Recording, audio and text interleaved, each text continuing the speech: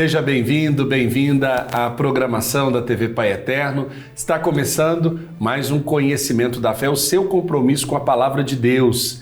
Que alegria poder entrar aí na sua casa, no seu trabalho, onde quer que você esteja acompanhando o nosso programa, para juntos rezarmos as Sagradas Escrituras. E nós estamos nos aprofundando sobre o texto de Mateus, um texto muito importante para a compreensão do ensinamento das primeiras comunidades, a formação da fé cristã, e eu tenho a alegria de lhe convidar para todas as quartas às 9h30 da noite, acompanhar o nosso programa Conhecimento da Fé, sempre com convidados para ajudar na partilha do conhecimento com a Palavra de Deus. Hoje vamos falar sobre o discurso profético no Monte das Oliveiras e o ensinamento sobre Jerusalém. Para iniciar o nosso programa, convido você a se colocar na presença de Deus e a pedir a luz do Espírito Santo. Meu Senhor e meu Pai, envia o Teu Espírito Santo para que eu compreenda e acolha a Tua Santa Palavra, que eu Te conheça e Te faça conhecer, que eu Te ame e Te faça amar, que eu Te sirva e Te faça servir, Te louve e Te faça ser louvado por todas as criaturas, que possamos acolher a Sua graça, abramos o nosso coração à salvação, para que tenhamos ainda mais amor à Tua Palavra. Amém. E hoje, falando sobre o sermão profético no Monte das Oliveiras e o ensinamento sobre Jerusalém, tratam aí do capítulo 24 e 25 de Mateus. Representam o discurso escatológico, o discurso final da comunidade de Mateus, e nesses capítulos não quer anunciar catástrofes, mas responder aos problemas que a comunidade vivia, dentre eles o problema dos falsos profetas que rondavam a comunidade.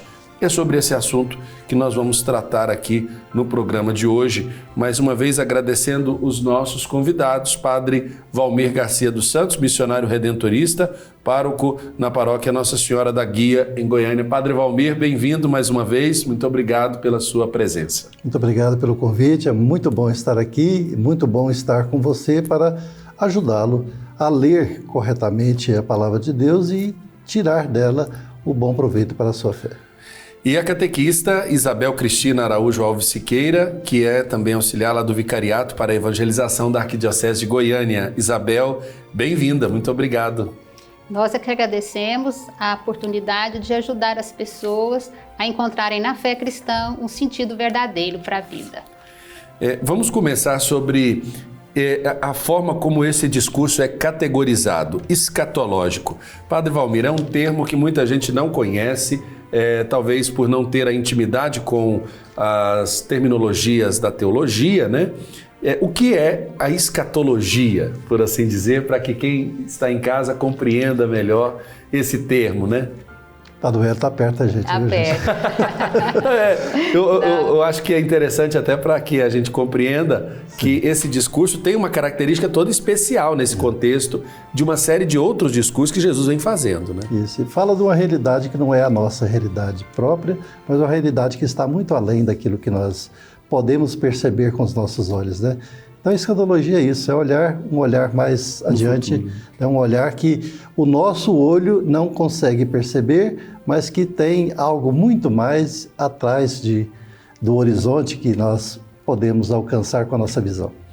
O Padre Carvalho falava, Isabel, que o escatologia é o já e o ainda não, né? O já e o ainda não. Tem sempre um pezinho na realidade, mas apontando lá para o futuro com Deus, para a realidade que o coração aspira no sentido da salvação, da glória do reino dos céus, como o próprio Mateus nos ensina, né? Exatamente. E é um discurso que vai nos levar a pensar no momento, como você colocou bem, Padre Wellington, né, o momento que estavam vendo as primeiras comunidades, né, um momento de perseguição, né, lá por volta do ano 80, 90, as primeiras comunidades sendo perseguidas pelo Império Romano e pelos judeus também. Então, é também um discurso de ajudar as pessoas a entenderem que isso não seria o fim do mundo, né? E aí vamos entrar no texto sagrado, no capítulo 24. Pegue você também a sua Bíblia. Vamos juntos fazer essa leitura destes 2 capítulos. No versículo 1 nos diz: Jesus saiu do templo. Enquanto caminhava, seus discípulos se aproximaram e lhe mostraram as construções do templo. Ele respondeu-lhes: estão vendo tudo isso? Eu lhes garanto, não ficará aqui pedra sobre pedra, que não seja derrubada. Estando Jesus sentado no Monte das Oliveiras, seus discípulos se aproximaram e lhe disseram em particular: dize-nos quando acontecerá isso e qual será o sinal de tua vinda e do fim do mundo. Padre Valmir, começa então falando sobre essa situação do templo, porque o templo deixou de ser ou deixou de atender a sua primeira finalidade, que era um lugar, um espaço de louvor a Deus, para ser um espaço de trocas, de comércio, e o louvor a Deus, a oração ficou em segundo plano, né? Nós vimos no encontro passado, né, na semana passada, que Jesus, ele, quando chegou a Jerusalém, entrando triunfalmente, a primeira ação que ele faz, limpar o templo. Ele faz uma faxina no templo. Literalmente uma faxina nesse sentido, de expulsar do templo aquilo que não era do templo. Ou seja, a casa de Deus, a casa de oração, é para ensinar as pessoas a viverem o caminho para Deus e não simplesmente repetir as mesmices da nossa vida e também as explorações que temos. E aqui, quando Jesus começa uma dinâmica maior de ensinamento, ele fala que o templo será destruído, ou seja, ele perdeu a finalidade. Tinha perdido a finalidade. E aqui eu trago um texto lá de João, no capítulo, se não me engano, 3º, que fala das bodas de Caná, onde Jesus, ele transforma água em vinho. É uma transformação ali, um sinal que ele vem trazer uma alegria, vem preencher o vazio de uma religião que tinha perdido o sentido. E aqui, justamente, ele mostra isso. O templo será destruído não por castigo de Deus, porque Deus não castiga ninguém, mas a sua consequência. É a consequência do desvio que ele faz da verdadeira fé. Isabel, quando olhamos para essa situação do templo, no discurso de Jesus, no início, né, ele falando, vocês estão vendo tudo isso? Não ficará aqui pedra sobre pedra que não seja derrubada. O que derruba o templo mais do que as guerras e as invasões que aconteceram na Terra Santa é também a falta de fidelidade à sua primeira função, né? O templo, como bem lembrou o Padre Valmir, ele perde a sua função, né, ao longo desse tempo. Quem provocou isso foram os próprios fariseus, doutores da lei, né, que eles não conseguem manter o ideal, para que o templo foi destinado. Então, os próprios fariseus, doutores da lei, fazem essa provocação, né, dessa destruição do templo, né? Só lembrando que por volta do ano 80, 90 depois de Cristo, o templo já tinha sido destruído, né? No momento que a comunidade de Mateus coloca, né, contextualiza esse texto, coloca esse texto, né, o contexto era já de um processo de destruição, porque o Império Romano já tinha destruído o templo. E isso para os judeus foi um baque muito grande. E Mateus escreve para judeus convertidos ao cristianismo. Então, a própria comunidade precisava alimentar nesses judeus que tinham perdido a sua referência no templo, né, que isso não era o fim do mundo, né, o fim dessa época, como está colocado aqui. E começa falando dos sofrimentos. Eu queria que você pudesse ler para nós, Isabel, por favor, do versículo 4 até o 14, esta passagem sobre o início dos sofrimentos. Jesus respondeu: atenção para que ninguém vos engane, pois muitos virão em meu nome dizendo, o Cristo sou eu, e enganarão a muitos. Haveis de ouvir falar sobre guerras e rumores de guerras. Cuidado para não alarmardes.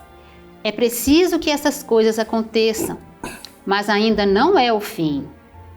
Pois se levantará nação contra nação, e reino contra reino.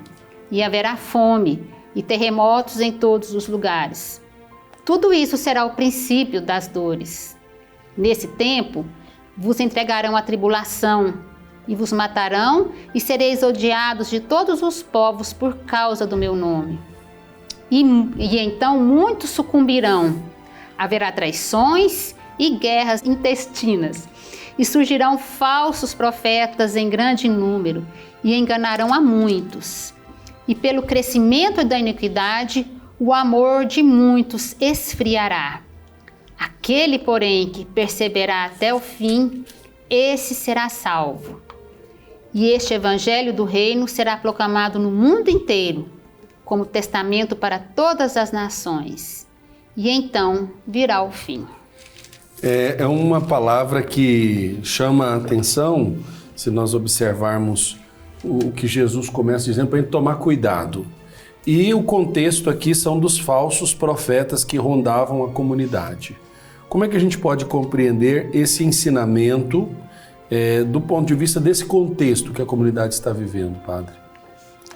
Olha, de fato, sempre houve e sempre haverá incoerência da parte da pessoa humana em relação aos ensinamentos de Deus. Conforme nós até citamos no programa passado, que Jesus ensina, vai por um lado e as pessoas compreendem por outro, né? Ele fala A e entende B.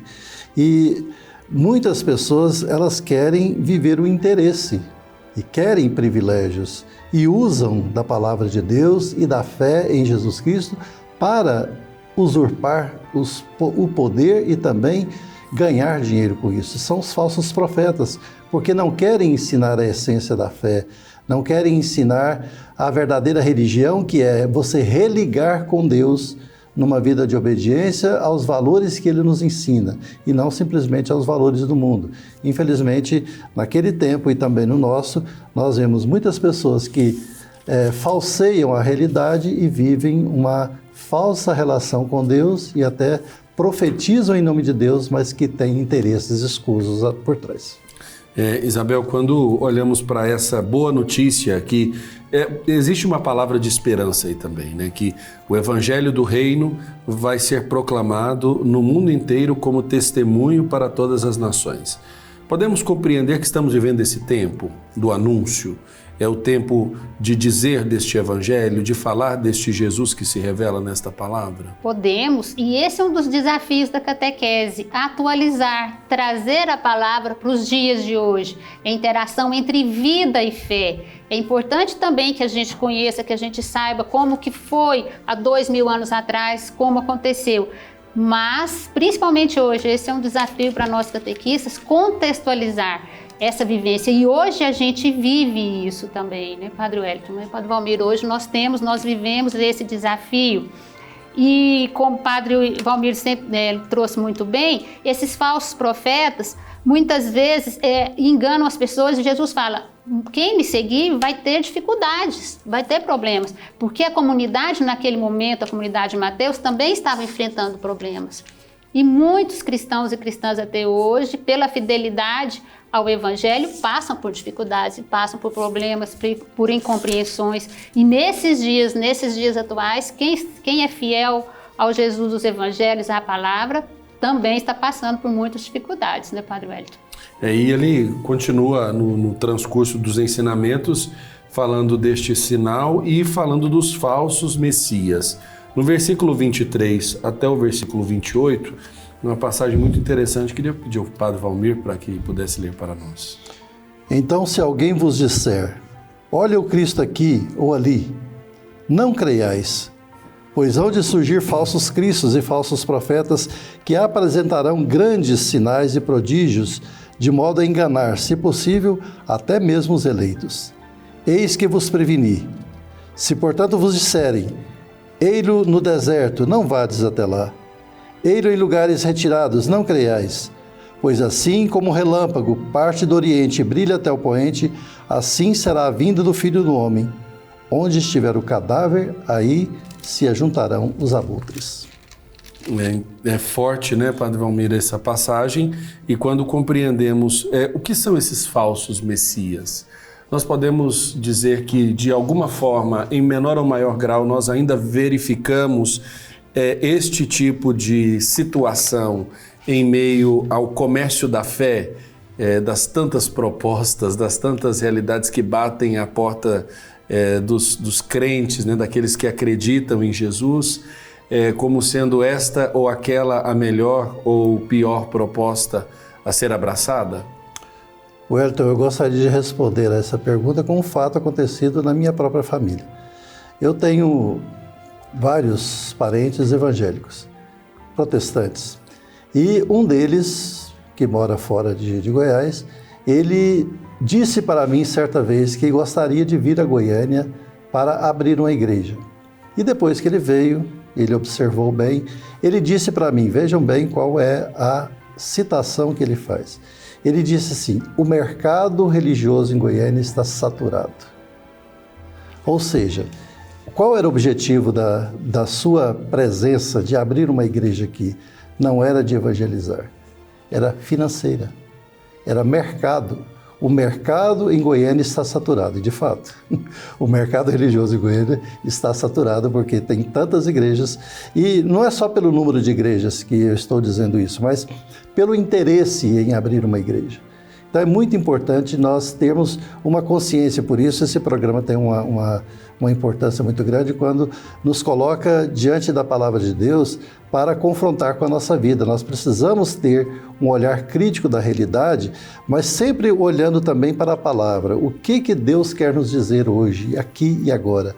Porque é muito importante nós tomarmos muito cuidado com essas pessoas, e aqui Jesus fala claramente, né? Não creiais, não vá atrás. Importante isso, caros irmãos e irmãs, porque a falsidade religiosa ela está crescendo de uma maneira vertiginosa. E Isabel, você lá na catequese, como é que você observa, por exemplo, que as pessoas trazem na partilha, no dia a dia, esse confronto com os falsos profetas, né, os falsos messias, e que chegam de várias formas, né, desde a batida ali na porta, a uma troca de canal de televisão, até mesmo numa vizinhança mais barulhenta, por assim dizer?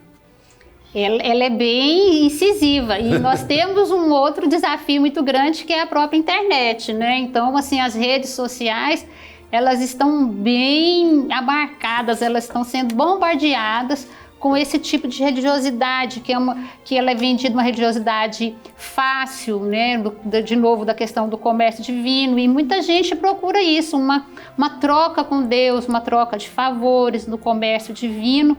E esses falsos profetas, como Jesus alimenta bem, como Jesus chama bem a atenção, chama atenção para eles, é o tipo de religiosidade que eles vendem. E nós temos hoje a internet como grande desafio, porque eles estão entrando e tem uma retórica, né, uma oratória muito forte.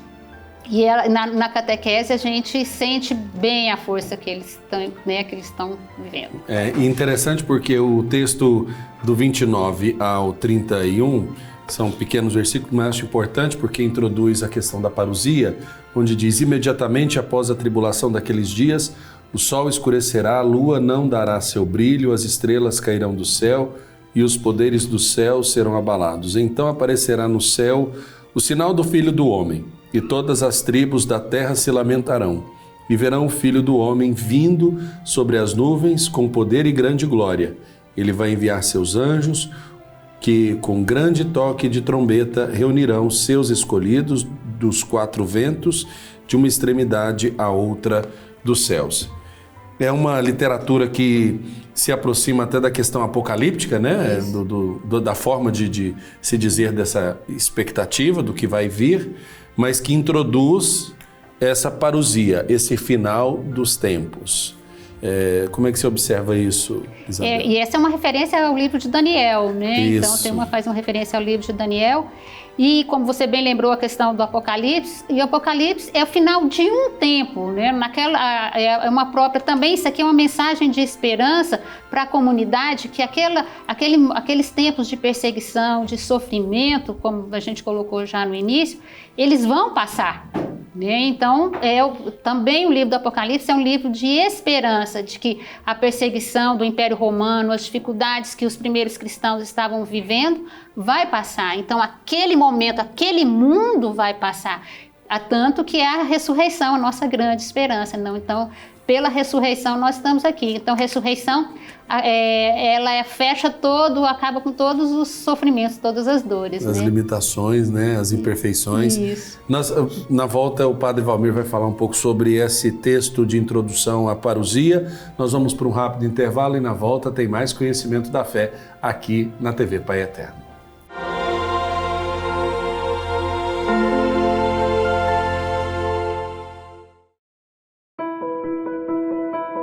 Agora está ainda mais fácil para você contribuir com as obras do Divino Pai Eterno.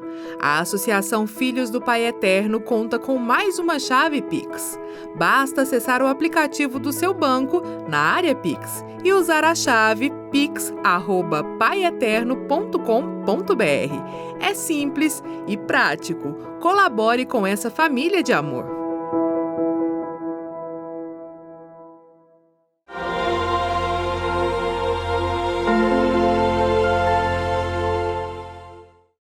Estamos de volta com o Conhecimento da Fé desta semana, falando sobre os capítulos 24 e 25 de Mateus, capítulos que nos colocam diante do sermão profético de Jesus no Monte das Oliveiras e o ensinamento sobre Jerusalém. Padre Valmir, falávamos no primeiro bloco destes textos introdutórios, mas no versículo 29 do capítulo 24, fala da parousia. É uma passagem que se assemelha à literatura apocalíptica, faz uma referência, como a Isabel bem disse, à questão de Daniel, ao livro de Daniel, onde ele também fala dessa abominação da desolação, e nós recebemos este ensinamento de Jesus mostrando o fim dos tempos. Como é que a gente pode compreender esta leitura desta perícope do texto de Mateus? É claro que é uma linguagem figurada, nós precisamos sempre olhar isso, né? A Bíblia ela não tem uma preocupação de relatar coisas que acontecerão tal qual está escrito aqui e nem coisas que aconteceram, né? Nós temos sempre que ler a Bíblia naquilo que nós já falamos em outras vezes. É importante nós olharmos o texto dentro de um contexto que Jesus apresenta e dentro de um pretexto, né? Para que ele está querendo chamar atenção? E ele está querendo chamar atenção para o reino dos céus. O Evangelho de Mateus fala disso, né? Do reino dos céus, da busca do reino dos céus. Então, nós precisamos compreender isso, que a nossa vida ela não é tranquila e serena, e a religião também não traz tranquilidade ou paz de cemitério. Nós sempre passamos por tribulações, por dificuldades, e aqui se fala de uma maneira até muito, muito dura, ou às vezes assustadora, mas não vejamos assim, não é tal qual está escrito. Vejamos qual é o objetivo para o qual está sendo escrito. É para nos chamar a atenção para aquilo que o Padre Hector já disse, para a parousia, para o reino, para aquilo que virá, segundo as consequências de nossas opções e de nossa atenção à palavra de Deus. E é interessante porque usa de elementos para dizer, para a gente compreender, né, que o leitor entenda para que isso não possa ser interpretado de modo literal. O que se apresenta nesta passagem é primeiro a referência a Daniel, quando da primeira profanação do templo pelo rei Antíoco IV, e a segunda destruição, por assim dizer, né, a segunda profanação e a primeira destruição pelos romanos. Por isso que é tão assustador diante do simbolismo que o templo tem para esse povo, né, que olha essa situação como uma grande tribulação. Acabando o templo, parece que acabam todas as esperanças do povo. Referências. E por isso a importância do programa, do conhecimento da fé. Precisamos conhecer porque isso não é acessível a todos, nem eu, nem o Padre Valmir, nós não nascemos sabendo, né, Padre Valmir? Nem eu, né? Nem o Padre Wellington, precisamos fazer o processo de conhecimento da fé, a educação da fé, a catequese, né? A importância da catequese. E aí seguem algumas comparações. Primeiro, a figueira, o dilúvio e o ladrão. Como isso vai chegar, como isso vai acontecer. Eu lerei do 32 ao 36, depois eu pediria que a Isabel fizesse do 37 ao 41 e o Padre Valmir fizesse do 42 ao 43. A parábola da figueira. Aprendam a parábola da figueira. Quando seus ramos ficam tenros e aparecem as folhas, vocês sabem que o verão está próximo. Da mesma forma também, vocês quando virem essas coisas acontecendo, saibam que ele está próximo já às portas. Eu lhes garanto, esta geração não passará antes que todas essas coisas aconteçam. O céu e a terra passarão, mas as minhas palavras não passarão. Ninguém sabe a respeito desse dia e hora, nem os anjos no céu, nem o Filho, mas somente o Pai. A parábola da figueira, Padre Valmir, fala também de uma aproximação, por assim dizer, com os sinais da natureza, né? A gente sabe esperar os frutos quando vemos, por exemplo, as flores, né? Os sinais dos brotos. É algo que a gente pode esperar, porque o certo é que, no transcurso do tempo, aquela planta nos ofereça bons frutos. Assim, nos traz também o exemplo da geração. A geração não passará antes que essas coisas aconteçam, no sentido do tempo, né? Da referência do tempo. E trazendo ainda uma questão que muitas pessoas se perguntam: quando isso vai acontecer? Né? Quando nós vamos prestar contas de tudo isso, de nossa vida diante de Deus? Vai ser agora? Vai ser depois? E tiveram muitos, né, que tentaram adivinhar o último dia, ou o dia do julgamento, ou o fim último de todas as coisas, que nós sabemos, erraram de modo objetivo e não está reservado, como diz a palavra, a nós, nem aos anjos, saber o dia e a hora que seremos chamados a comparecer diante de Deus, mas somente ao Pai que está nos céus, né? Jesus fala que nem ele, né? Nem ele, nem o filho, né? Sabe. Nem o filho, nem ele sabe. Mas somente o Pai. E eu acho interessante essa colocação da palavra de Jesus, porque nós ficamos preocupados demais com o tempo, com o cronos, né? Com o tempo cronológico. Quando será? Não interessa, gente. Para que preocupar com isso? Eu não quero saber que dia que eu vou embora, certo? E eu não quero saber disso, porque senão eu vou ficar aí morrendo de preocupação. Tenso, né? Tenso e tudo mais. Ou senão eu vou querer apressar para viver uma vida tão feliz, eu vou querer apressar. Então é importante não saber o tempo. Vamos aprender a olhar os sinais dos tempos. Como nós aprendemos e sabemos olhar na natureza, lá perto de casa, Padre Wellington, que você conhece, lá no setor Maísa, tem uma árvore. Ela é bonita. Aliás, cortaram há pouco tempo, lamentável. Belíssima árvore. E ela, nesse tempo seco, ela seca todinha. Mas quando chega outubro, ela começa a florir, as folhas. Está naquela secura danada e ela começa a brotar e fica verdinha. Falei, gente, mas como é que ela brota numa época seca dessa? Logo chove. Uma semana ou uns 15 dias depois chove. E aí eu aprendi, né, nesse tempo que eu estou lá, aprendi a passar debaixo daquela árvore, pena que cortaram, e ver assim, olha, a chuva está próxima.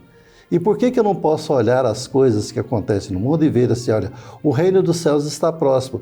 Não é um reino que vai acabar com o mundo, mas é um reino que pode acabar com muitas coisas erradas que nós temos no nosso mundo, no nosso meio, que a gente pode dizer assim, olha, as coisas não estão perdidas, nem tudo tem desesperança na nossa face. Esse mundo tem jeito.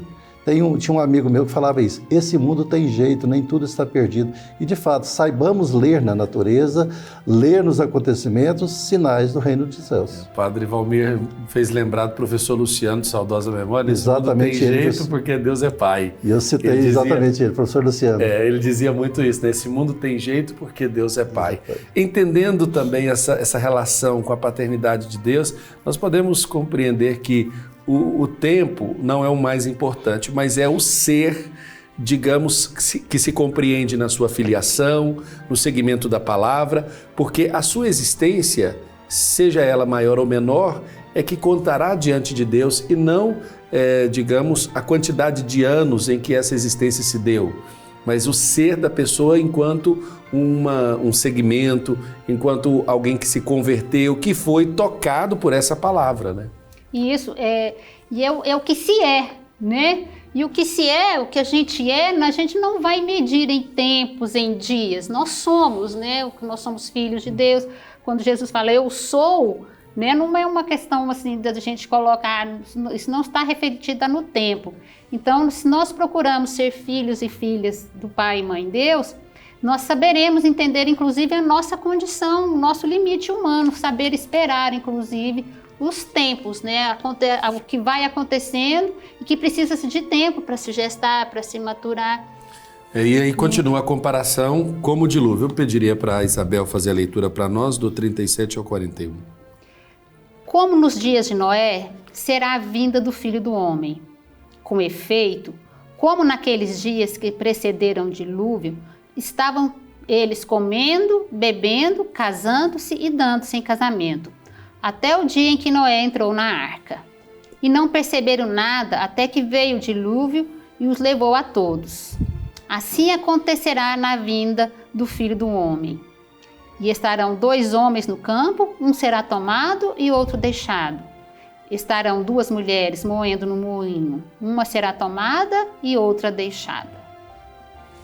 E aí essa comparação do tempo, o Padre Valmir volta ainda à baila da nossa reflexão, para dizer que as coisas vão acontecendo sem a nossa espera, digamos assim, certa, né? Vai acontecer amanhã, vai acontecer depois. Não, a vida vai se dando, a vida vai acontecendo e no transcurso da vida a gente também vai sendo chamado a prestar diante de Deus contas daquilo que nós fazemos com o dom que Deus nos concedeu, como o senhor bem disse, por exemplo, no programa passado, diante de uma visão equivocada de um Deus que castiga, de um Deus que só vigia para punir, né? É preciso compreender que Ele cria para que o homem viva.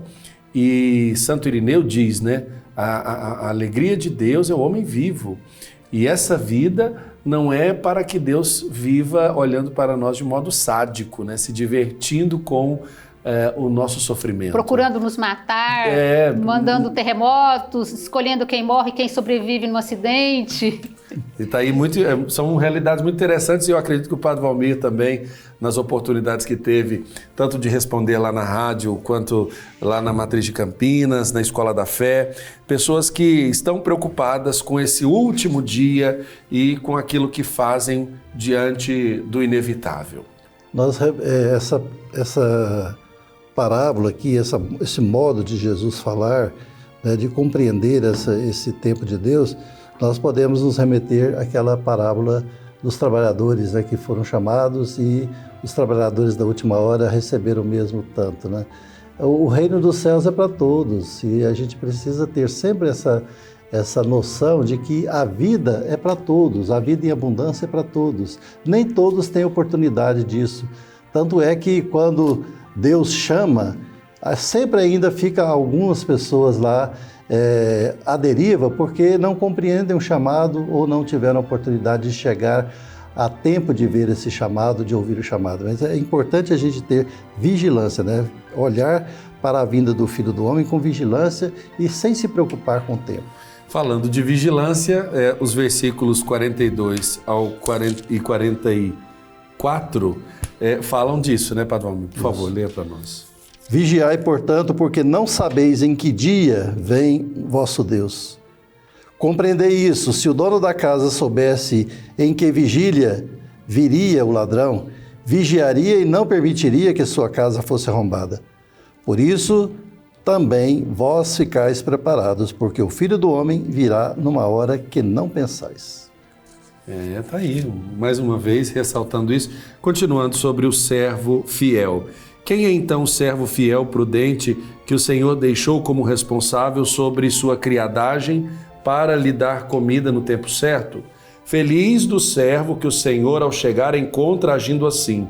Eu lhes garanto, ele o deixará como responsável por todos os seus bens. Porém, se esse servo mau disser no coração, meu senhor chegará tarde, e se puser a espancar seus companheiros, a comer e a beber com os bêbados, o senhor desse servo virá num dia em que ele não espera e numa hora que ele não sabe. Então punirá severamente e lhe dará a sorte dos hipócritas. Aí haverá choro e ranger de dentes. É o que nós dizíamos sobre o ser e não fazer por conta da iminência da hora, né? Fazer porque Deus vai voltar, então eu estou com medo e pelo medo eu ajo dessa forma. O Senhor nos educa para a fidelidade na liberdade. Eu acho que isso é fundamental para compreender o papel desse servo fiel, que quando o Senhor voltar, vai encontrar ele vivendo o cotidiano, vivendo o seu serviço, vivendo a sua vida, né? Sem grandes extraordinários acontecendo, mas pelo contrário, mantendo a ordem da fidelidade, né? Isso, a fidelidade, eu ia colocar isso com você e você lembrou muito bem. A questão da fidelidade, se estando cientes dessa fidelidade, estaremos sempre vigilantes, né? Não precisaremos mudar de atitudes dependendo da iminência de uma situação ou outra. Pela fidelidade, estaremos sempre vigilantes. Não precisamos ter medo, né? Vivamos uma vida serena, tranquila, sem... Pacífica, né? Não precisamos de muitas coisas. E o conhecimento da graça de Deus, o conhecimento do mistério de Deus, conforme Ele mesmo nos possibilita se aproximar dele, vai tirando do nosso coração toda a angústia, né, do desconhecido, do que a gente não enxerga, e vai colocando no nosso coração a serenidade e a certeza de que é um caminho de felicidade e de paz, sem percalços do ponto de vista da angústia ou da falta de Deus que gera essa angústia, né, no coração de tantas pessoas. E hoje em dia chega muito para a gente, Padre Wellington, na catequese, a questão da ansiedade, né, que está inclusive, né, uma epidemia, né, até. E quantas pessoas vivem ansiosas, pessoas né? ansiosas e adoecidas mesmo, né, diante dessa questão da ansiedade, né? Nós vamos para um rápido intervalo. Na volta nós vamos tratar sobre o capítulo 25 do Evangelho de Mateus, para o terceiro bloco do nosso Conhecimento da Fé. Daqui a pouco, depois do intervalo.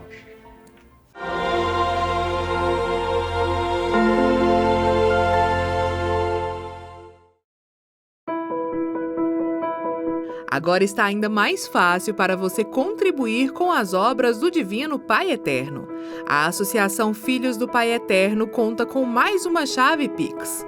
Basta acessar o aplicativo do seu banco na área Pix e usar a chave pix@paieterno.com.br. É simples e prático. Colabore com essa família de amor.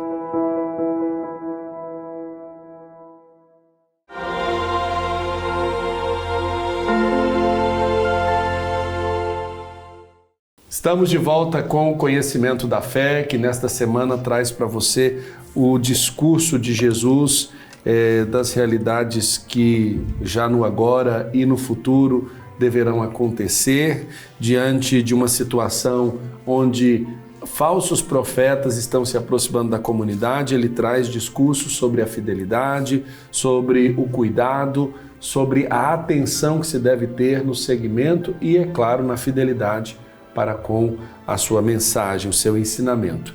E eu quero agradecer a sua audiência, né? Você que toda quarta às 9h30 da noite liga a sua televisão para nos acompanhar e aos sábados na nossa reprise também rever o conteúdo daquilo que apresentamos em nosso programa. Quero agradecer mais uma vez aqui o Padre Valmir e a Isabel Cristina, que é catequista, pela oportunidade dessa partilha. Olhando para o capítulo 25. Começa uma parábola muito interessante, né, Padre? Eu queria que o senhor lesse para nós, para que a gente pudesse introduzir, então, a reflexão sobre esse tema. Então o reino dos céus será semelhante a 10 virgens que, tomando suas lâmpadas, saíram ao encontro do noivo. 5 eram insensatas e 5 prudentes. As insensatas, ao pegarem as lâmpadas, não levaram azeite consigo, enquanto as prudentes levaram vasos de azeite com suas lâmpadas.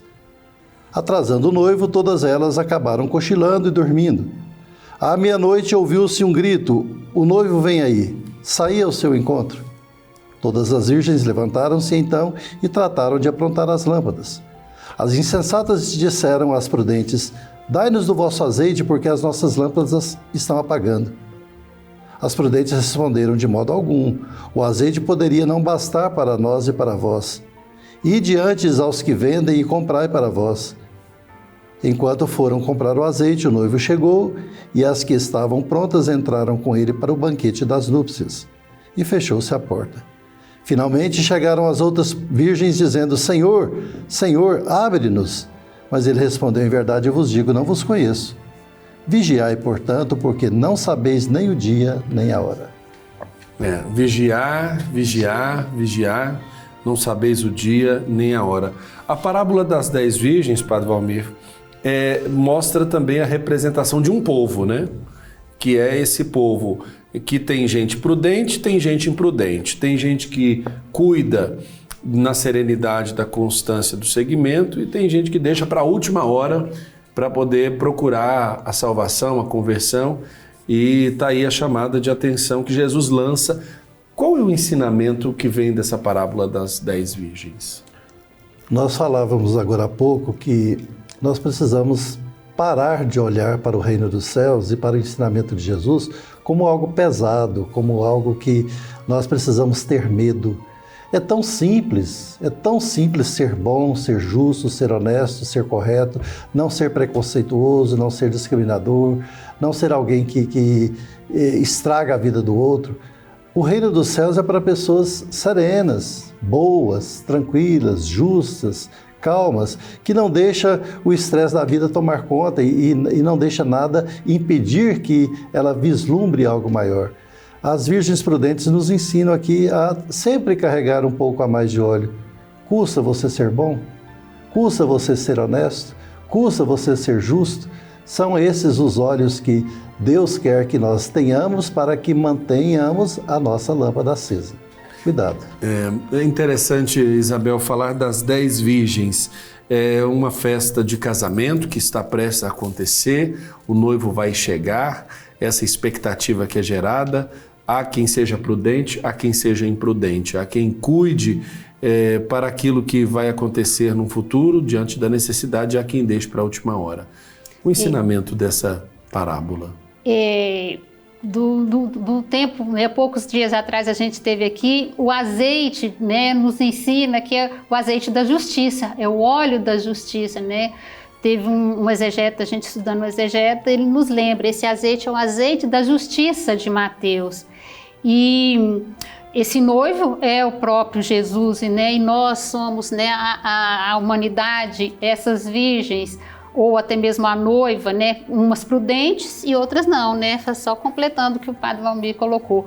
Então, a importância da prudência e de se vigiar e de se buscar a justiça, né? Só fazendo uma memóriazinha de uns dias atrás que a gente teve aqui falando sobre a justiça de Mateus, né? Aí continua o ensinamento falando da parábola dos talentos, onde Jesus diz: porque o reino dos céus é como um homem que, estando para viajar, chamou seus servos e entregou seus bens para eles. A um ele entregou 5 talentos, a outros 2, ao terceiro 1, e cada qual segundo a própria capacidade. A parábola dos talentos nós sabemos, né? Os servos recebem dons, talento aí é uma moeda, né? Uma forma de indexação de moeda, para dizer de uma unidade de valor, e esse talento ele deveria ser cuidado, investido. O que fazer com o talento? Depois se compreendeu, numa linguagem de aplicação para a vida, que o talento seria essa condição talentosa que nós recebemos de Deus, o que nós fazemos com o dom que Deus nos concede. E no final fala daquele servo inútil que não produz com o talento que o Senhor lhe concede, e ele sofre diante da sua falta de visão, da sua maldade, porque enxergou o dono, né, dos talentos como sendo alguém mau, que não merecia o que ele estava fazendo. É interessante também que vai na mesma linha da parábola das 10 virgens, a parábola dos talentos, né, Padre Valmir? Exatamente, e a nossa visão de Deus também, ela entra aqui muito clara. Quando nós pensamos que Deus é exigente demais, nós acabamos tendo medo de Deus e não cumprindo fielmente aquilo que nos é proposto. Deus não impõe nada, Ele oferece dons, Ele oferece talentos. Você produz de acordo com a sua capacidade. Deus não exige que eu tenha a mesma capacidade do Padre Wellington e vice-versa, e a mesma capacidade da Isabel. Eu, por exemplo, não tenho a capacidade de chegar diante de uma turma de catequese e apresentar um encontro de catequese, Isabel. Eu não tenho essa capacidade, certo? Como eu não tenho essa capacidade de chegar e dirigir um programa de TV, Padre Wellington. Estou aqui, né, fazendo das tripas do coração para participar. Mas só brincando nesse sentido, caros irmãos e irmãs, para notar assim, olha, somos 3 pessoas aqui, completamente diferentes. Temos dons e cada um produz de acordo com a sua capacidade. Eu não preciso ter inveja do Padre Wellington porque ele tem uma capacidade diferente da minha. Eu posso dizer que ele é maior do que eu ou menor? Não. Eu posso dizer que eu sou mais do que você, Isabel? Também não. Nós somos iguais, os direitos são iguais. Claro que a mim ele deu um dom diferente do seu. Sim. E é preciso nós sabermos produzir. Não vamos enterrar os talentos e nem ter medo de Deus dizendo, ele não me deu isso, então eu não vou fazer. Eu vou esconder, depois eu só vou devolver o talento que ele me deu. Isso é falta de atenção à palavra de Deus e falta de atenção àquilo que é missão de todos nós. Isabel? E lembrando, né, agora o Padre Valmir me fez lembrar a questão dos frutos, dar frutos, né? Então tem a questão da semeadura, né? Onde a semente cai, se cai em terra boa, dá 100 por 1, 10 por 1, né? Então assim, cada pessoa que é uma terra boa vai dar frutos diferentes. Agora, como você bem lembrou, Padre Valmir, quando você se relaciona com Deus por medo, aí você não consegue, né, reconhecer a graça e você não dá frutos, né? Você abafa, né? Abafa. É isso mesmo. Enterra, né? Até inclusive ele enterrou o talento, né? O nosso tempo vai se esvaindo, né? Aqui na televisão a gente tem que zelar pelo tempo, se bem que na vida é diferente e nós podemos ficar tranquilos diante daquilo que é o segmento de Deus para fazer o bem e viver bem todas as coisas. Mas fala da última parte do capítulo 25, o julgamento final, que diz do Filho do Homem, quando vier em sua glória, ele faz toda a descrição dessa forma de como o Filho do Homem virá, com as nações reunidas diante dele, para separar os bons dos maus. E aí é interessante o critério. Eu acho que é fundamental compreender aqui, para ouvir do rei aos da direita, né? Venham benditos de meu Pai, recebam por herança o reino preparado para vocês desde a criação do mundo, pois tive fome e me deste comer, tive sede e me deste beber, era estrangeiro e me acolheram, estava nu e me vestiram, estava doente e me visitaram, estava na cadeia e vieram me ver. Essa relação das obras de misericórdia que nós chamamos, né? Fundamentalmente atreladas com a possibilidade de encontrarmos a salvação, eu acho que é fundamental, porque o que Jesus pede para ser feito é na relação com o próximo. E fundamentalmente por um motivo, por enxergar no próximo a face dele. É bonito ouvir essa passagem para compreender que os valores estão aí, né, Padre Valmir? É só cumprir, né? Eu volto lá no encontro passado, no nosso programa passado, quando falávamos do jovem rico, que quando Jesus apresenta os mandamentos, ele não fala do mandamento do culto, não fala do mandamento do amor a Deus, e sim do amor ao próximo. E aqui nós seremos julgados, caros irmãos e irmãs, pelo modo com que nós tratarmos os outros. Não é pelo número contabilizado de missas que você vai, o número de comunhões que você comunga, o número de terços que você reza. Aí poderão dizer assim, mas isso não é importante, então eu vou deixar de ir à igreja. Não, eu digo, é importante porque a igreja, a prática sacramental, a prática da vida, é que nos leva a viver uma vida de fé, que nos leva a compreender Deus. Agora, seremos julgados pelo relacionamento uns com os outros, pela boa ação que nós fizermos uns com os outros. É interessante, né, Isabel? São as ações, essas boas ações, né? Cultivar as boas ações. Cultivar as boas ações. E Jesus lembra bem, né, as categorias, né, de pessoas de quem a gente se faz próximo, né?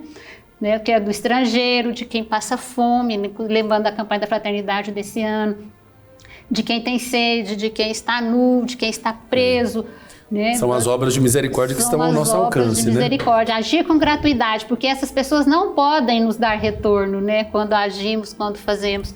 Então é agir, se recebemos de graça vamos dar também aos nossos irmãos. E fazer disso o motivo de uma existência melhor, né? E não por esperar receber algo em troca. Ah, né? Isso que você colocou é extremamente importante, porque muita gente acha que a vida eterna e estar junto de Deus é depois da morte. É aqui e agora. Aqui, né? Isso. Né? Nós precisamos nosso programa vai caminhando para o final. Quero aqui agradecer aos nossos entrevistados, Padre Valmir Garcia dos Santos, missionário redentorista, pároco da paróquia Nossa Senhora da Guia, em Goiânia. Muito obrigado, Padre. Eu que agradeço, Padre Wellington, agradeço a você, a TV Pai Eterno, por esse momento tão descontraído e bom de nós orientarmos as pessoas numa fé mais integrada. Catequista Isabel Cristina, que auxilia lá no Vicariato para a Evangelização da Arquidiocese de Goiânia. Muito obrigado também pela sua presença. Nós é que agradecemos a TV Pai Eterno por mais essa oportunidade de ajudar as pessoas no conhecimento da fé. E eu quero agradecer a você pela sua audiência, a sua participação neste programa, onde nós tivemos a oportunidade de aprofundar um pouco mais da Palavra de Deus. Que o Senhor seja sempre a sua luz, o seu caminho e que você tenha na Palavra este apoio para ter a segurança do seguimento a Jesus. O Senhor esteja convosco. Ele está no meio de nós. Por intercessão de Nossa Senhora, Mãe do Perpétuo Socorro, abençoe-vos o Deus Todo-Poderoso, Pai, Filho e Espírito Santo. Amém. Um forte abraço para você e até a próxima semana com mais um Conhecimento da Fé.